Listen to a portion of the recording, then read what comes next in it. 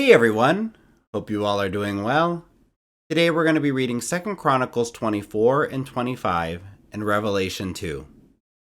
Now let's pray before we get into the word. Dear Heavenly Father, thank you so much for giving us this day that we might spend with you and get to know you a little bit more. Thank you so much for all the blessings that you've poured out on us that we don't deserve, and sending your Son to die for our sins that we might share in your glory and dwell with you in your heavenly kingdom. Please guide us with your Holy Spirit to open up our hearts and our minds to anything you would have us to know in your word today. Please forgive us of our sins and lead us away from temptation, that we might be more like you and glorify you in your kingdom. In Jesus' name we pray. Amen. All right, let's get started.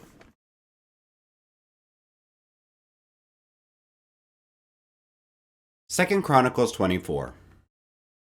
Joash was 7 years old when he became king, and he reigned in Jerusalem 40 years. His mother's name was Zibiah. She was from Beersheba. Joash did what was right in the eyes of the Lord all the years of Jehoiada the priest. Jehoiada chose 2 wives for him, and he had sons and daughters. Sometime later, Joash decided to restore the temple of the Lord. He called together the priests and Levites and said to them, "Go to the towns of Judah and collect the money due annually from all Israel to repair the temple of your God. Do it now." But the Levites did not act at once. Therefore, the king summoned Jehoiada, the chief priest, and said to him, "Why haven't you required the Levites to bring in from Judah and Jerusalem the tax imposed by Moses, the servant of the Lord, and by the assembly of Israel for the tent of the covenant law?" Now the sons of that wicked woman, Athaliah, had broken into the temple of God, and had used even its sacred objects for the Baals. At the king's command, a chest was made and placed outside, at the gate of the temple of the Lord. A proclamation was then issued in Judah and Jerusalem, that they should bring to the Lord the tax that Moses, the servant of God, had required of Israel in the wilderness. All the officials and all the people brought their contributions gladly, dropping them into the chest until it was full. Whenever the chest was brought in by the Levites to the king's officials, and they saw that there was a large amount of money, the royal secretary and the officer of the chief priest would come and empty the chest and carry it back to its place. They did this regularly and collected a great amount of money. The king and Jehoiada gave it to those who carried out the work required for the temple of the Lord. They hired masons and carpenters to restore the Lord's temple, and also workers in iron and bronze to repair the temple. The men in charge of the work were diligent, and the repairs progressed under them. They rebuilt the temple of God according to its original design and reinforced it. When they had finished, they brought the rest of the money to the king and Jehoiada, and with it were made articles for the Lord's temple, articles for the service and for the burnt offerings, and also dishes and other objects of gold and silver. As long as Jehoiada lived, burnt offerings were presented continually in the temple of the Lord. Now Jehoiada was old and full of years, and he died at the age of 130. He was buried with the kings in the city of David, because of the good he had done in Israel for God and his temple. After the death of Jehoiada, the officials of Judah came and paid homage to the king, and he listened to them. They abandoned the temple of the Lord, the God of their ancestors, and worshipped Asherah poles and idols. Because of their guilt, God's anger came on Judah and Jerusalem. Although the Lord sent prophets to the people to bring them back to him, and though they testified against them, they would not listen. Then the Spirit of God came on Zechariah, son of Jehoiada the priest. He stood before the people and said, "This is what God says. Why do you disobey the Lord's commands? You will not prosper. Because you have forsaken the Lord, he has forsaken you." But they plotted against him, and by order of the king, they stoned him to death in the courtyard of the Lord's temple. King Joash did not remember the kindness Zechariah's father, Jehoiada, had shown him, but killed his son, who said as he lay dying, "May the Lord see this and call you to account." At the turn of the year, the army of Aram marched against Joash. It invaded Judah and Jerusalem and killed all the leaders of the people. They sent all the plunder to their king in Damascus. Although the Aramean army had come with only a few men, the Lord delivered into their hands a much larger army. Because Judah had forsaken the Lord, the God of their ancestors, judgment was executed on Joash. When the Arameans withdrew, they left Joash severely wounded. His officials conspired against him for murdering the son of Jehoiada the priest, and they killed him in his bed. So he died and was buried in the city of David, but not in the tombs of the kings. Those who conspired against him were Zabad, son of Shemeath, an Ammonite woman, and Jehozabad, son of Shimrith, a Moabite woman. The account of his sons, the many prophecies about him, and the record of the restoration of the temple of God are written in the annotations on the book of the kings, and Amaziah his son succeeded him as king.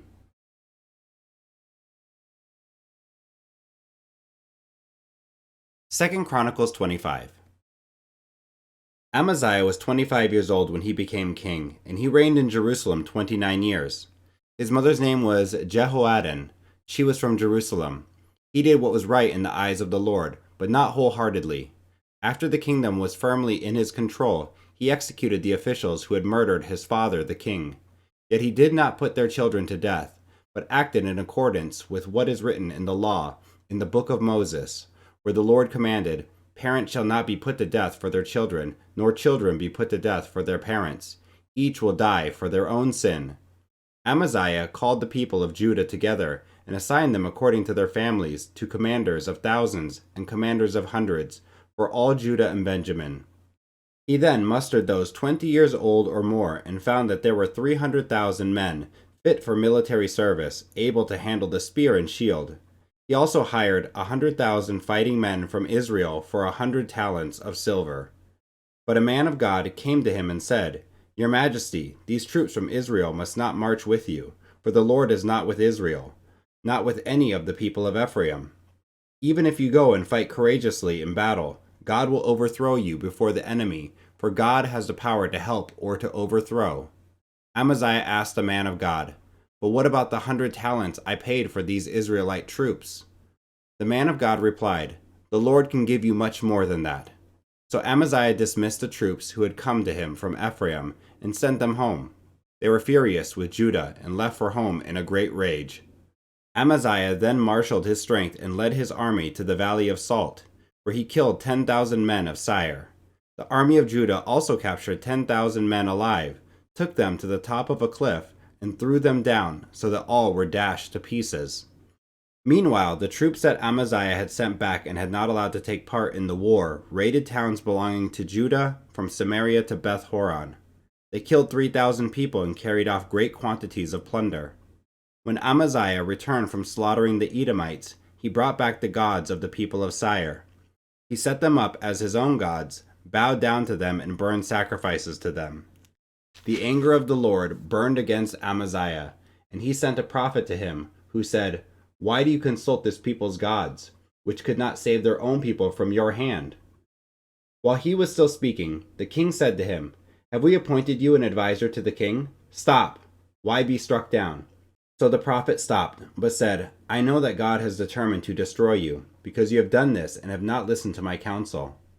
After Amaziah, king of Judah, consulted his advisors, he sent this challenge to Jehoash, son of Jehoahaz, the son of Jehu, king of Israel. "Come, let us face each other in battle." But Jehoash, king of Israel, replied to Amaziah, king of Judah, "A thistle in Lebanon sent a message to a cedar in Lebanon. 'Give your daughter to my son in marriage.' Then a wild beast in Lebanon came along and trampled the thistle underfoot.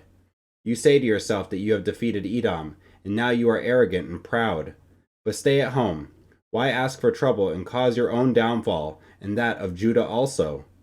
Amaziah, however, would not listen, for God so worked that he might deliver them into the hands of Jehoash, because they sought the gods of Edom. So Jehoash, king of Israel, attacked. He and Amaziah, king of Judah, faced each other at Beth Shemesh in Judah. Judah was routed by Israel, and every man fled to his home.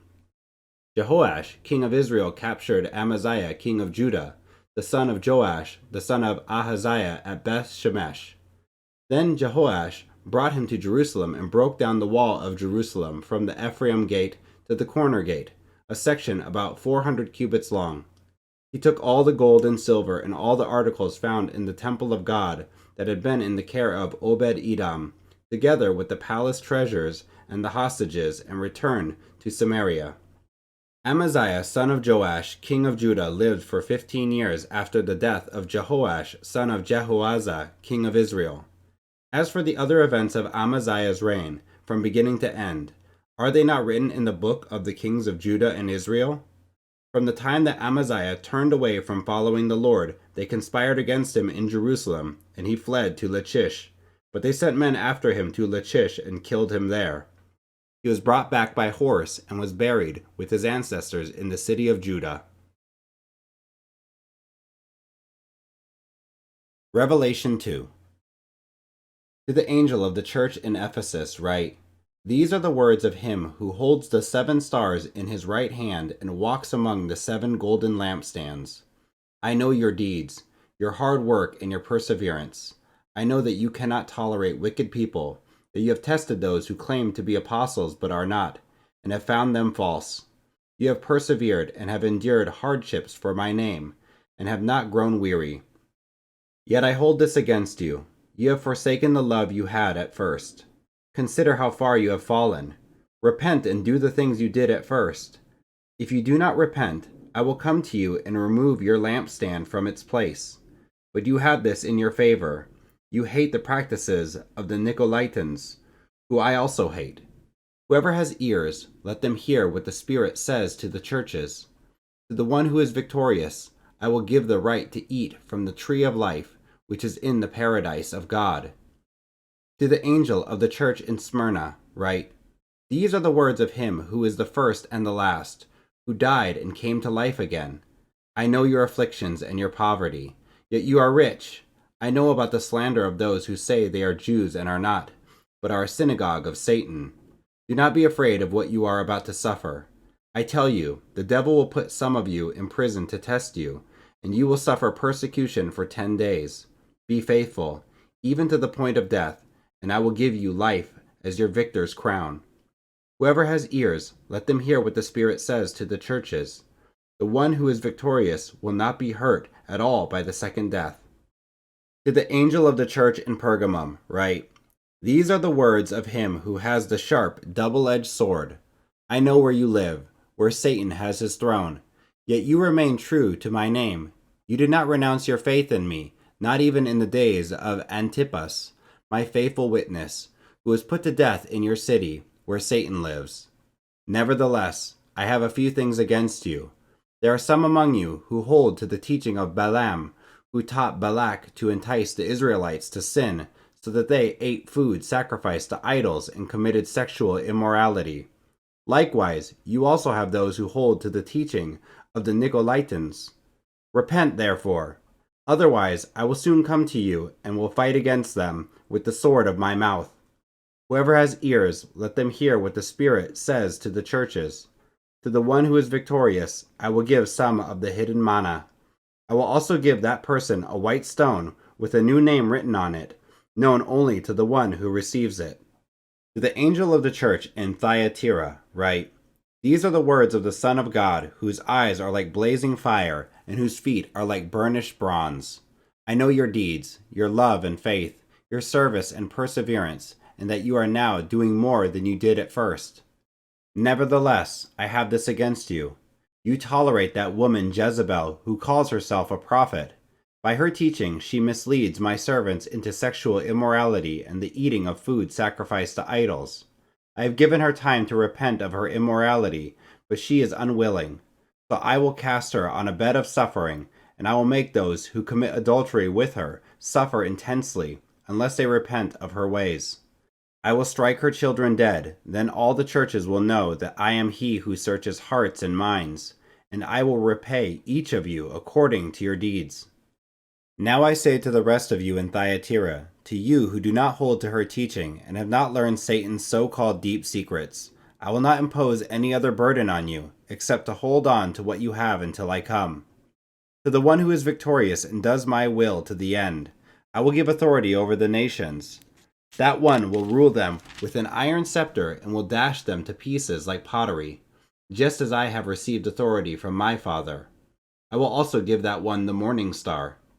Whoever has ears, let them hear what the Spirit says to the churches. Thanks for joining and listening today. If you have any questions, leave them down here in the comments section, and I'll be making some videos where I go through some of those questions, show you some of the questions that I had, and maybe we can find some answers or even dive into it together. Thanks, guys. Hit the like and subscribe, and come back for more. All right, guys, take it easy. Bye. God bless.